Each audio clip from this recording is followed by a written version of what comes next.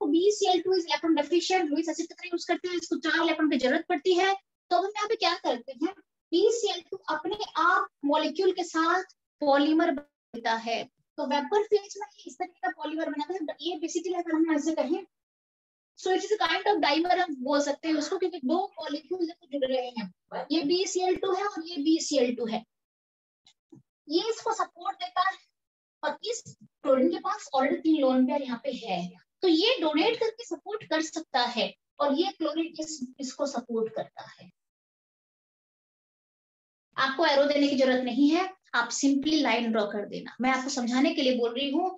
Arrow का मतलब है क्लोरीन ने अपना लोन पेयर से इसको सपोर्ट करा, इस क्लोरीन ने अपने लोन पेयर से इसको सपोर्ट कर दिया है। तो थोड़ी बहुत जो डेफिशिएंसी है वो घट जाए, मैंने डेफिशिएंसी घट जाती है मतलब कि थोड़े बहुत इलेक्ट्रॉन डेफिशिएंट है तो इसको थोड़े बहुत इलेक्ट्रॉन मिल जाते हैं, स्टेबलाइज हो जाता है। क्लियर है? तो अगर आपको बोला जाएगा कि वेपर फेज स्ट्रक्चर ड्रॉ करो BeCl2 का, तो ये स्ट्रक्चर ड्रॉ करके आना है। ठीक है, अब आपको सॉलिड फेज में नीचे ही बताती हूँ, यहाँ पे जगह नहीं आएगा बिल्कुल भी। तो सॉलिड फेज स्ट्रक्चर क्या होता है, Be है, Cl है, Cl है, दूसरा Be ले लेते हैं, Cl है, Cl है, थर्ड Be ले लेते हैं, Cl है, Cl है। इस तरीके से ये पूरा और भी चलेगा, ये यहाँ पे और भी चलेगा। ठीक है, यहाँ पे एक Be ले लेते हैं, इसका भी Cl है और Cl है, देख रहे हो। इसको आपको क्या जोड़ना है, इस बेरिलियम को ये भी सपोर्ट देगा, ये भी सपोर्ट देगा, समझ में आ गया।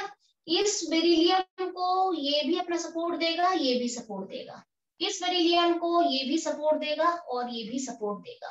क्लियर है? सिमिलरली यहाँ पे भी जाएगा, यहाँ पे भी जाएगा, अब ये चलेगा पूरा। क्लियर है? ठीक है, तो this is the solid phase structure of BeCl2। दे सकते हैं आपको। होता क्या है, वेपर फेज क्यों है, क्योंकि यहाँ पे आप चेक कर सकते हो ये उतना ज्यादा फिर भी टाइट नहीं बनेगा। क्यों नहीं बनेगा, बेरिलियम की देखो यहाँ पे अभी भी डेफिशिएंसी है, बेरिलियम को एक ही क्लोरीन ने सपोर्ट दिया है, बट यहाँ पे बेरिलियम को 2 क्लोरीन सपोर्ट दे रहे हैं। आप देख सकते हो यहाँ पे एक बेरिलियम को एक ही क्लोरीन ने सपोर्ट दिया है, बट यहाँ पे एक बेरिलियम को 2 क्लोरीन सपोर्ट दे रहे हैं यहाँ पे। तो ये और स्ट्रॉन्ग एंड स्टेबल बॉन्ड हो जाता है, इसको कहते हैं सॉलिड फेज स्ट्रक्चर। और ये होता है वेपर फेज स्ट्रक्चर, ये है। So please draw this structures. उसके बाद नेक्स्ट क्वेश्चन में चलेंगे। क्लियर है? और यहाँ पे फिर चलेगा ऐसे, ये पूरा चलेगा पूरा। दीज आर, ये पॉलीमेरिक स्ट्रक्चर है। ठीक है, अब हम नेक्स्ट क्वेश्चन में चलते हैं। मैम रब मत करना। हाँ कर ड्रॉ।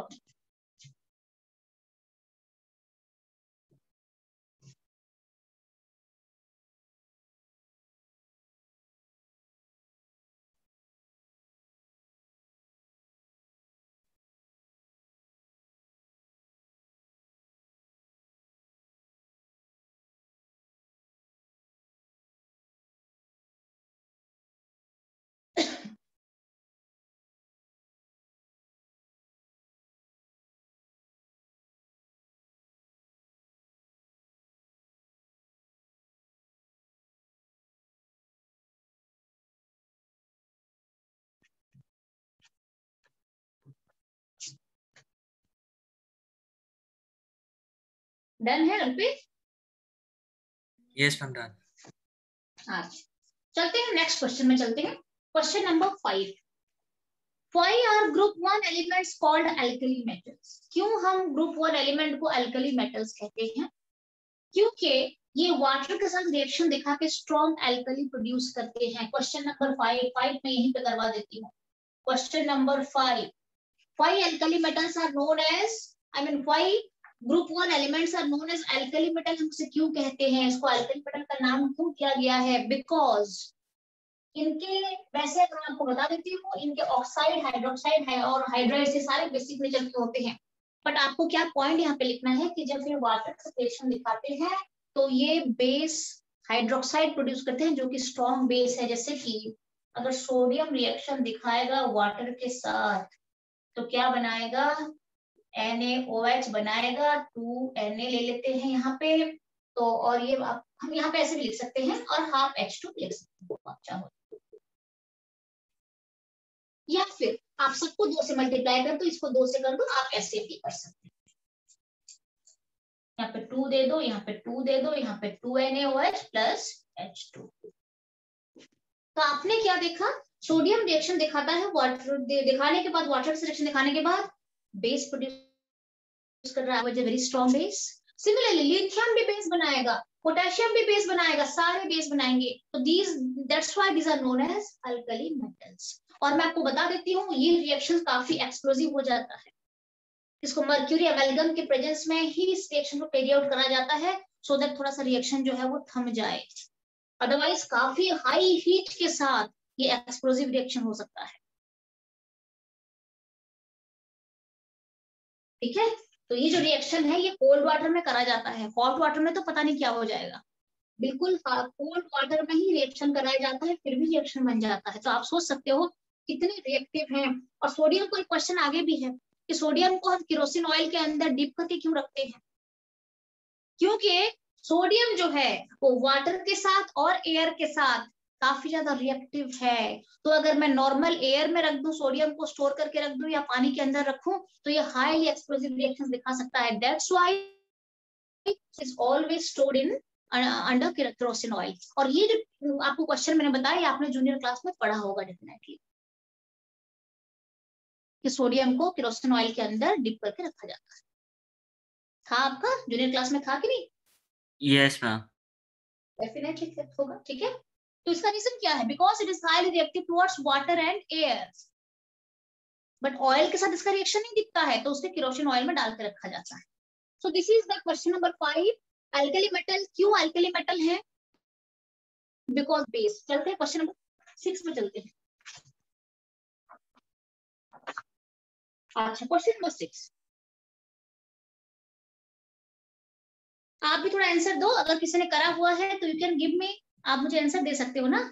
ठीक है, अच्छा, why do alkali metals have low ionization enthalpy, alkali metal का लो आयनाइजेशन एंथैल्पी क्यों होता है, व्हाई? अल्कली मेटल का लो आयनाइजेशन इसलिए होता है क्योंकि अल्कली रेस्पेक्टिव पीरियड में सबसे लार्जर साइज के हैं, और साथ में इनके बाहर एक ही वैलेंस इलेक्ट्रॉन होता है। तो एक वैलेंस इलेक्ट्रॉन को जब ये लूज कर देते हैं तो इनर्ट गैस कॉन्फ़िगरेशन में आ जाते हैं। That's why they possess low ionization enthalpy. You can write, और मैं लिख पाऊं, लिखवा दो।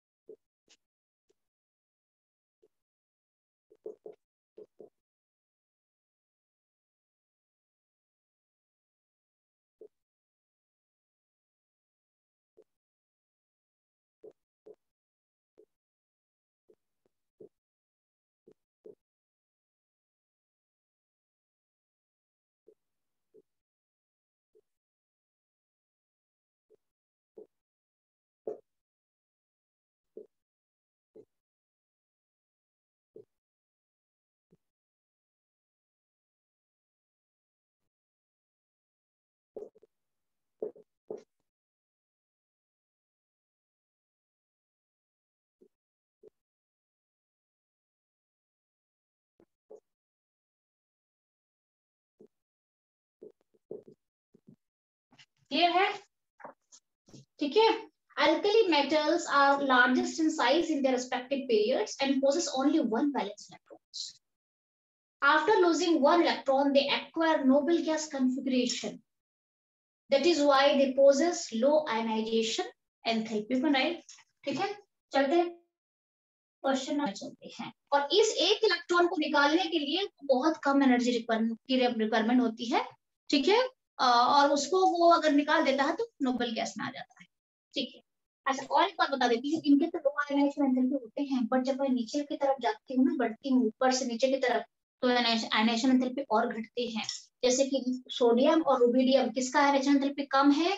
रुबिडियम का आयनाइजेशन एंथैल्पी और कम है, क्योंकि सोडियम का साइज है और ये रुबिडियम का साइज है, तो यहाँ से इलेक्ट्रॉन निकालना डिफिकल्ट हो सकता है, बट बाहर से इलेक्ट्रॉन निकालना बड़ी इजी होता है। तो रुबिडियम का आयनाइजेशन एंथैल्पी कम होता है, कम एनर्जी देके भी इलेक्ट्रॉन को बाहर निकाल देती है। ठीक है, सीजियम में पहुंचेंगे तो और घट जाएगा आयनाइजेशन एंथैल्पी, कल आपको बताया था ये मैंने। ठीक है, अब नेक्स्ट क्वेश्चन पर चलते हैं। थोड़ा सा इसे घर में प्रैक्टिस करो, घर में लिखो इसे। हाँ ठीक है, अभी आपके पास, क्योंकि बोर्ड में तो आपको पता है ना, काफी सारे और भी सिलेबस वगैरह आ जाते हैं, तो अभी आप कर सकते हो। 7 पे चलते हैं। Alkali and alkaline earth metals cannot be obtained by chemical reduction. अच्छा, बहुत अच्छा क्वेश्चन है। Alkali and alkaline earth metals they cannot be obtained through chemical reduction. हाँ, yes. They themselves are good reducing agent. वो खुद good reducing agent है, तो reduction से कैसे बन सकते हैं? वो ऑक्सीडेशन से बन सकते हैं। So write down alkali and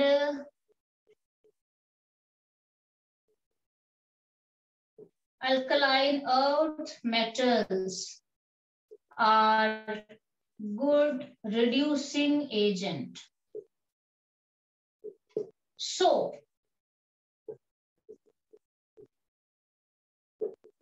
cannot be obtained through chemical reduction. Clear ना? ओके, ठीक है, तो ये आपको आंसर लिखना है। और वैसे आपको कल मैंने बताया था कि ये सब रिड्यूसिंग एजेंट तो होते हैं, बट अल्कली मेटल में सबसे ज्यादा रिड्यूसिंग एजेंट कौन होता है? एक्सेप्शनल केस है, बताया था मैंने। अल्कली मेटल में सबसे ज्यादा रिड्यूसिंग एजेंट कौन है? सबसे बड़ा रिड्यूसिंग एजेंट कल मैंने आपको बताया था, याद करो कौन है? लिथियम। लिथियम है। क्यों है? अल्कली मेटल में lithium is the best reducing agent. Why? Due to high hydration enthalpy, क्योंकि लिथियम का हाइड्रेशन एंथैल्पी हाई होता है।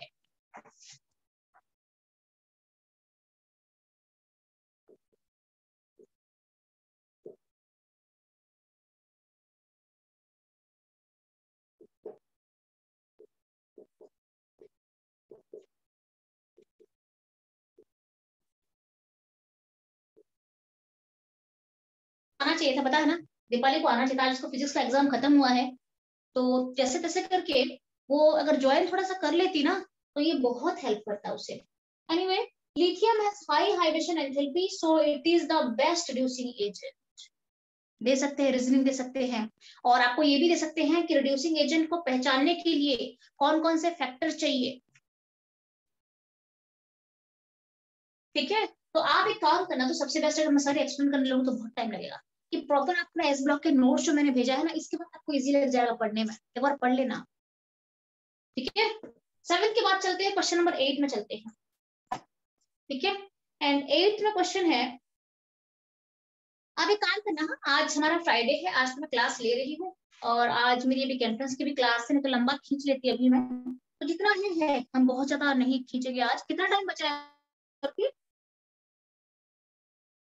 मैम मेरे ख्याल से 23 होगा मिनट। अभी, और बहुत ज्यादा है, ये सेशन खत्म कर लेते हैं पूरा। ठीक है, और कल आ जाना क्लास के लिए, बाकी जितना क्वेश्चन है फिर कल कराऊंगी। 2 क्लास में हो जाना, 2 क्लास में जितना होगा होगा, 2 क्लास में जितना होगा, फिर मैं आइदर थर्मो या फिर पी ब्लॉक में जाऊंगी। अच्छा ठीक है, क्वेश्चन नंबर 7 के बाद 8 में है, why group 2 elements are harder and denser than group 1 element. अच्छा, थोड़ा इसको मैं रब कर लेती हूँ, फिर एक्सप्लेन करती हूँ आपको। हाँ, yes, stronger metallic bond than group 1, बहुत अच्छा।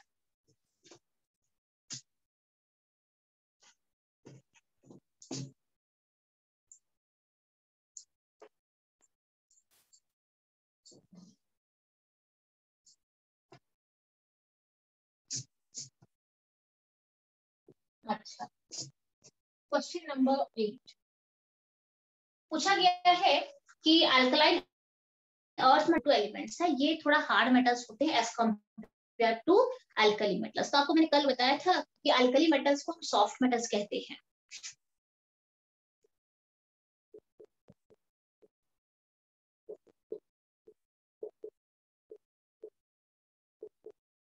इतना सॉफ्ट होता है कि हम उसे नाइफ से कट कर सकते हैं। सोडियम को it can be easily cut by a knife, इतने सॉफ्ट होते हैं। सॉफ्ट मेटल क्यों होते हैं, रीजन क्या है सॉफ्ट मेटल का?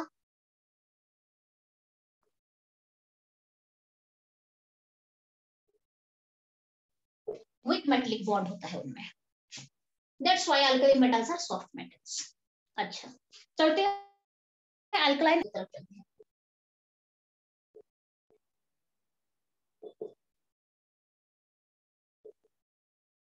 These are also soft metals but harder than alkali metals. ये भी सॉफ्ट होते हैं पर अल्कली मेटल से थोड़ा हार्ड हो जाते हैं ज्यादा। Soft metals but harder than alkali metals. ये बात समझ में आ रही है कि नहीं? सॉफ्ट होते ही होते हैं अल्कली मेटल्स क्योंकि वीक मेटलिक बॉन्ड है। आपको रीजन पूछा जाता है, पूछा जाएगा alkali metals are soft metals, explain, क्या लिखोगे? Due to weak metallic bond. अच्छा, आपको ये भी पूछा जाएगा कि alkaline earth metals are harder than alkali metals. ये भी सॉफ्ट होते हैं बट इससे हार्ड होते हैं, क्यों होते हैं, रीजन क्या है?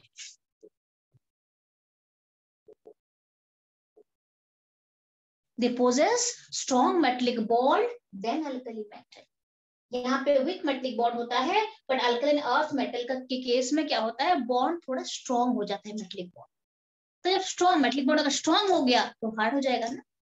ठीक है, so write down, write down.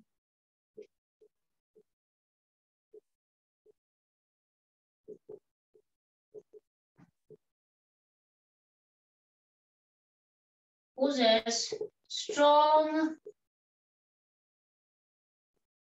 metallic bond then alkali metals. So harder. ठीक है, आप इसे और एक्सप्लेन करके भी लिख सकते हैं, मैं शॉर्ट फॉर्म में लिखा है इसको पूरा। ठीक है, alkali earth metals they possess strong metallic bond than alkali metals so harder, तो इसलिए थोड़ा हार्ड हो जाते हैं। ठीक है, क्वेश्चन नंबर 9 में चलते हैं।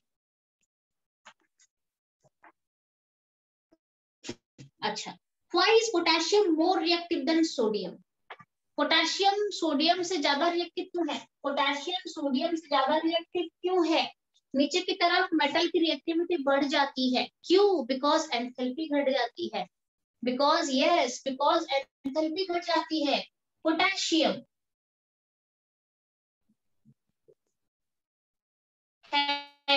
has low ionization enthalpy then so more reactive। समझ में आया? क्वेश्चन नंबर 9, पोटेशियम क्यों ज्यादा रिएक्टिव है बोला गया है? क्यों रिएक्टिव है? बिकॉज उसका आयनाइजेशन एंथैल्पी लो होता है सोडियम से। तो लो होता है, इसका आयनाइजेशन एंथैल्पी लो होने का मतलब क्या है? मैं इजीली बाहर से इलेक्ट्रॉन को रिमूव कर देती हूँ, और अगर इजीली रिमूव कर देती हूँ तो इजीली हाई रिएक्टिव हो जाएगा ना, कैटायन में कन्वर्ट हो जाएगा, सॉल्ट बनाएगा, इजीली सॉल्ट बनाएगा फिर। ठीक है, क्वेश्चन नंबर 10, किसी में डाउट तो नहीं चल रहा है? देख लो question number 10, why are alkali metals strong reducing agent? Alkali metals are strong reducing agent, reason क्या है? due to low ionization enthalpy, due to low ionization enthalpy they can easily remove they can easily lose electron, write down, due to low ionization enthalpy alkali metals can lose electrons and so good reducing agent। जो better electron lose करता है वो reducing agent हो जाता है। तो लो ionization enthalpy है, they can easily loose electrons, वो इलेक्ट्रॉन इजीली लूज कर सकता है, कम एनर्जी देके मैं इलेक्ट्रॉन बाहर निकाल दूंगी, तो दीज आर रिड्यूसिंग एजेंट्स। ठीक है, क्वेश्चन नंबर 11 में चलते हैं, ये डन है क्या?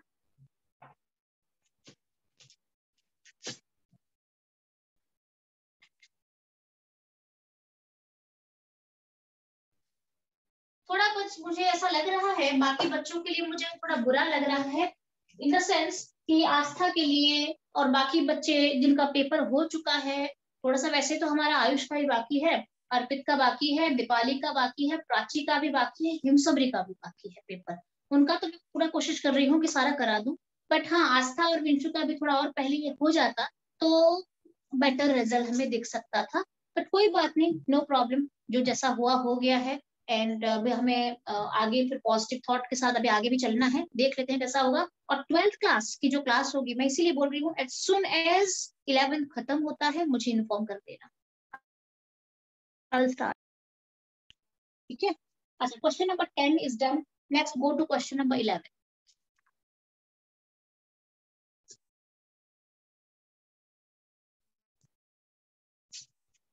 ये मैं रब करूं क्या? Yes ma'am done. कल भी आना, क्योंकि मैं अभी आपको करवाऊंगी, ये क्वेश्चन सारा करवाना है पूरा। हाँ, बच्चे बोल रहे हैं कि सॉल्वेंट प्रोसेस वगैरह नहीं है, प्रिपरेशन और वो नहीं है कंपाउंड्स का, कल बोल रहे थे आप लोग, उसके भी कुछ क्वेश्चन इसके अंदर हैं। तो क्वेश्चन नंबर हम कहाँ पे थे? 9 भी हो चुका है, 10 भी हो गया है, 11 पूछा गया है। Why are alkali metals used in photoelectric cells due to low ionization enthalpy?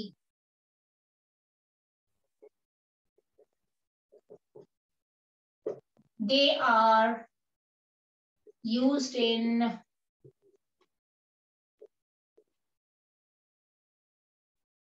photoelectric cell, उनका लो आयनाइजेशन एंथैल्पी होता है। तो इसीलिए क्या होता है, जब लाइट उस मेटल के ऊपर फॉल करता है, जैसे कि ये मेटल पीस है, आपको फोटो इलेक्ट्रिक का पता है ना, कंसेप्ट आपने पढ़ा था, याद करो।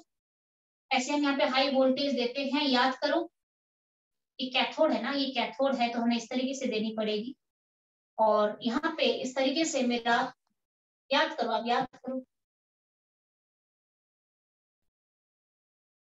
आपने फोटो इलेक्ट्रिक इफेक्ट पढ़ा हुआ है ना। यहाँ पे हम इसे एक वैक्यूम चैम्बर के अंदर रखते हैं, यहाँ पे एक मेटल रखते हैं, और इसके ऊपर हम लाइट को फॉल कराते हैं, याद आया? फोटो इलेक्ट्रिक इफेक्ट आपने पढ़ा था?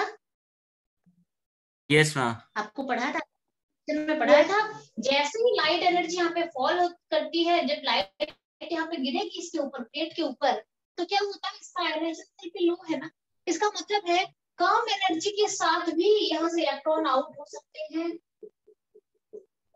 ज्यादा एनर्जी देने की जरूरत नहीं है, थोड़ा सा भी अगर लाइट एनर्जी यहाँ पे फॉल करती है तो ये इलेक्ट्रॉन यहाँ से इजेक्टेड आउट हो जाएगा, and they can be easily used in photoelectric cell. ये एक फोटो इलेक्ट्रिक सेल है पूरा प्रॉपर, ठीक है। हाँ, तो ये आपको पता चलिए क्यों फोटो इलेक्ट्रिक इफेक्ट में यूज करा जाता है। अच्छा, दूसरा, सोडियम और रुबिडियम में कौन बेटर यूज होगा फोटो इलेक्ट्रिक सेल में? Out of sodium and rubidium, which is better used for photoelectric cell?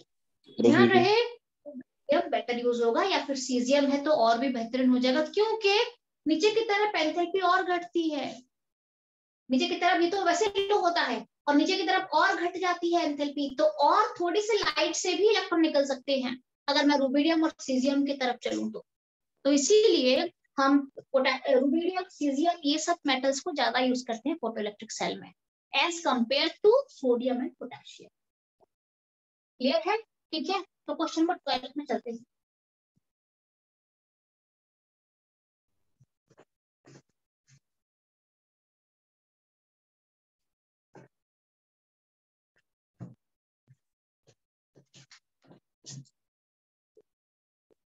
Twelve में चलते हैं, ठीक है। अच्छा, अच्छा, why do alkali metals have low melting and boiling point? alkali metals का low melting point, boiling point क्यों होता है? because they are soft, अभी बताया आपको मैंने, because they are soft metals with weak metallic bond, they possess no melting point and boiling point. आपको proper मैं आंसर लिखवा दे रही हूँ यहाँ पे। Because they are soft metals with weak metallic bond, they possess low melting point and boiling point. ये video को एक बार एग्जाम जाने से पहले भी एक बार देख लेना, पढ़ लेना, ठीक है, देख लेना वीडियो तो बेटर रहेगा। क्वेश्चन नंबर 13 में चलो। Why do alkali metals have low density? उनकी डेंसिटी लो क्यों होती है? उनकी डेंसिटी जो है वो लो क्यों होती है? बिकॉज ये अपने रिस्पेक्टिव पीरियड में सबसे बड़े साइज के हैं, तो इनका वॉल्यूम सबसे ज्यादा है और मास कम है, तो डेंसिटी क्या हो जाएगा? Density is equal to mass by volume. तो वॉल्यूम डिनोमिनेटर बढ़ गया है, वॉल्यूम बड़ा है क्योंकि बड़ा साइज के हैं ये पूरे, बट मास कम है, धीरे धीरे मास बढ़ता है आगे बढ़ेंगे तो इसीलिए इसकी डेंसिटी लो होता है। और आप इसके रीजन और भी दे सकते हो, एक they are largest in their periods and are soft metals। तो सॉफ्ट अगर है इसका मतलब क्या है? ज्यादा क्लोजली पैक्ड नहीं है ये, और ज्यादा क्लोजली पैक्ड नहीं है तो डेंसिटी घट जाएगी ना।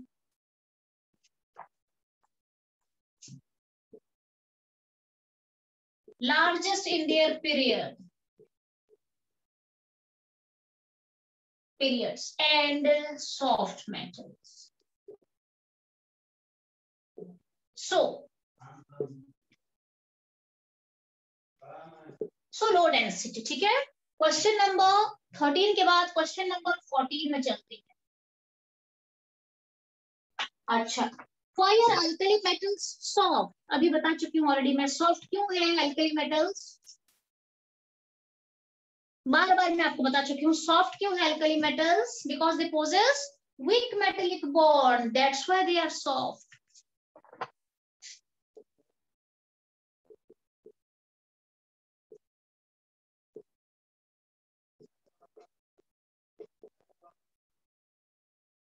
They are soft due to weak metallic bond, they are soft। Question number 15 में चलते हैं, ठीक है। अच्छा, potassium carbonate can not be prepared by solvate process. अच्छा, सॉल्वेट प्रोसेस आपको मैंने पढ़ाया नहीं है और बच्चों ने कहा कि वो सिलेबस से हट चुका है, तो ये सही है कि नहीं है ये इंफॉर्मेशन? सॉल्वेट प्रोसेस जो है, मतलब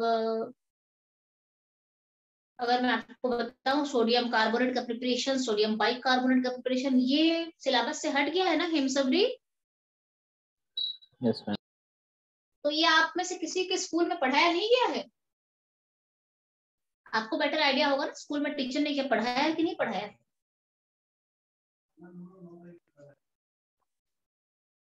जस्ट अ मिनट, थोड़ा सा मैं इसका मैं चेक कर लिया।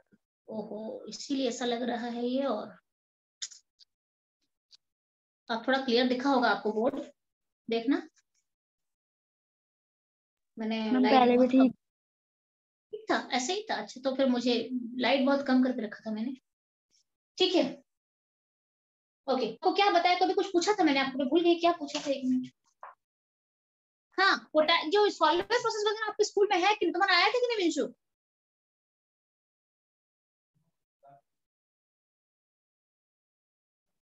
हाँ विंशु, स्कूल एग्जाम में आया था सॉल्वेट प्रोसेस?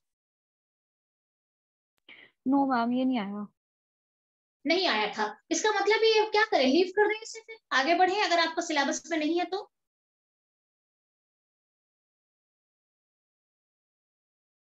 ठीक है, एक काम करते हैं, चलो कोई बात, थोड़ा सा मैं आपको बता दें। पोटेशियम वैसे सोडियम कार्बोनेट जो होता है ना NO2CO3, इसे सॉल्वेट प्रोसेस से प्रिपेयर करा जाता है, बट पोटेशियम कार्बोनेट को प्रिपेयर नहीं करते हैं। इसका रीजन क्या है? Because sodium bicarbonate is थोड़ा, sodium potassium carbonate cannot be prepared, cannot be prepared through solvay process because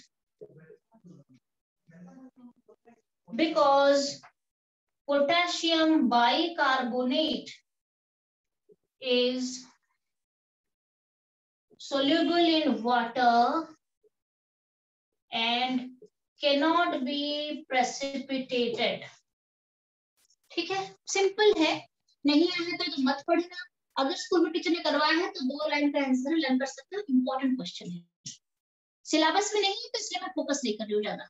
K2CO3 cannot be prepared through solvent process because KCO3 sodium bicarbonate is soluble in water precipitate। चलते हैं question number 16 में चलते हैं, मैं इसे रब कर देती हूँ। ये हो गया, देखना 15 वाला बचा हुआ। लिख दो बाई चांस, अगर स्कूल में मुझे तो नहीं पता चल रहा है। एक बार मुझे और एक काम करना था, मैं मेरा out of I mean mobile से डिलीट हो गया है, मुझे इस बार का रिवाइज सिलेबस एक बार भेज देना 11th का, अगर आया है तो आपके पास।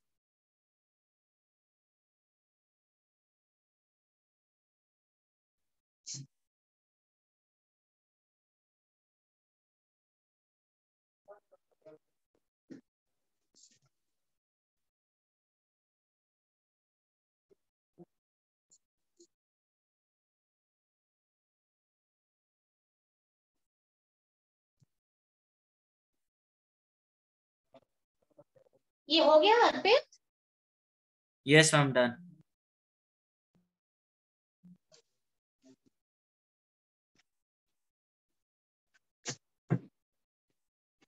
Question number 16। अच्छा, why do alkali metals not occur in free state? Why does alkali metal why do alkali metals not occur in free state? Alkali metal free state में रिजेंबल नहीं करते, यूजुअली सॉल्ट के form में रहते हैं। NaCl, KCl, RbCl, MgCl2, ये तो हम अल्कली मेटल के बारे में वैसे पढ़ रहे हैं। ये फ्री स्टेट में एग्जिस्ट नहीं करते हैं because they are highly reactive. आपको बताया मैंने, होता है हाईली रिएक्टिव होते हैं due to low ionization enthalpy, they are so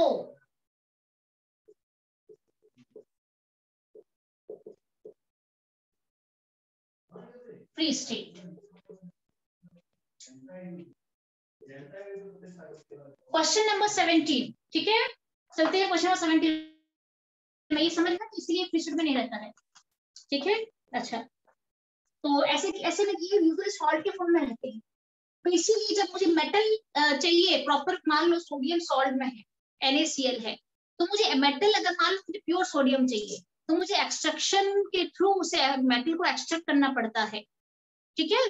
तो जिसे हम मेटलर्जी में पढ़ते हैं, डिफरेंट डिफरेंट मेटल्स का एक्सट्रैक्शन प्रोसेस पढ़ते हैं, that is in chapter metallurgy, पढ़ोगे क्लास 12 में आप। तो ये फ्री स्टेट में एग्जिस्ट नहीं करता है, यूजुअली सॉल्ट के फॉर्म में रहता है। अच्छा, 16 के बाद 17, why is first ionization energy of alkali metals lower than those of alkaline earth metals? ये पूछा गया है, why is first ionization enthalpy of alkali metals का फर्स्ट आयनाइजेशन एंथैल्पी, ठीक है, okay, ionization enthalpy, sorry, ionization enthalpy, ठीक है, is greater than, ये आपको ज्यादा होता है किससे? अल्कलाइन अर्थ मेटल से, अल्कलाइन अर्थ मेटल से। थोड़ा सा मैं आपको अच्छे से बताती हूँ, ये ऐसे नहीं लिखेंगे, ठीक है। ये पूछा गया है अल्कली मेटल का first ionization enthalpy alkaline earth metal के फर्स्ट आयनाइजेशन एंथैल्पी से ज्यादा, जिससे कम होता है, ठीक है, यही पूछा गया है ना। Why is first ionization alkali metals lower, is not greater, it is lower। तो चलते हैं, ionization enthalpy of alkali metal are less than ionization enthalpy of alkaline earth metal। क्या लिख सकते हो इसमें? ऐसा क्यों होता है, इसका कम क्यों होता है? क्योंकि इसका साइज अल्कलाइन अर्थ मेटल से बड़ा होता है। आपको पता है ना, धीरे धीरे साइज घटता है, तो इसका साइज अल्कलाइन अर्थ मेटल से इसका size big, due to bigger size and only one valence electrons. Reason क्या है? रीजन क्या है?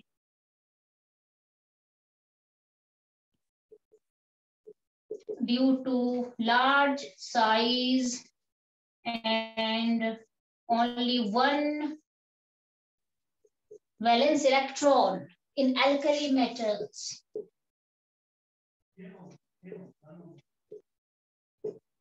In alkali metals, due to large size and only one valence electron in alkali metals, their first ionization enthalpy is lower. Write down there. Write down.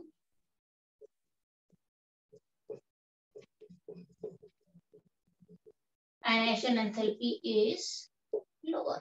Size भी बड़ा है, एक ही valence electrons है, easily come energy के साथ वो बाहर release कर देता है, तो इसीलिए इसका आयनाइजेशन एंथैल्पी लोअर होता है अल्कलाइन अर्थ मेटल से। नेक्स्ट क्वेश्चन में क्या है, इसी तरीके का क्वेश्चन है, थोड़ा सा डिफरेंट क्वेश्चन है। क्या है क्वेश्चन नंबर 18? एक काम करते हैं, मैं क्वेश्चन नंबर 18 पे स्टॉप कर रही हूँ, बाकी 19 ऑनवर्ड्स में कल कराऊंगी, काफी टाइम से क्लास चल रही है।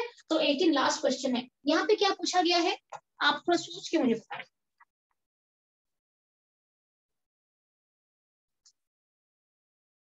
कहाँ गया? हाँ, मिल गया। Why is second ionization enthalpy of alkali metals higher than alkaline earth metal? First ionization enthalpy alkali metal का छोटा होता है, कम होता है alkaline earth metal